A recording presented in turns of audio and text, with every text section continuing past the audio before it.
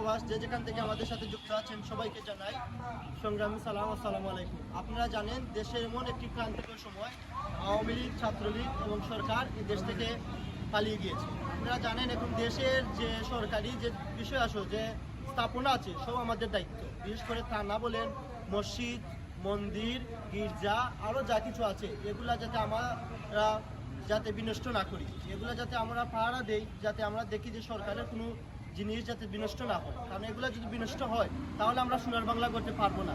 আপনারা জানেন যদি আমরা এগুলো নষ্ট করি তাহলে দেখা যাবে যে আমাদের কাছ থেকে ট্যাক্স নিয়ে এগুলাকে আরবার নির্মাণ করা হচ্ছে।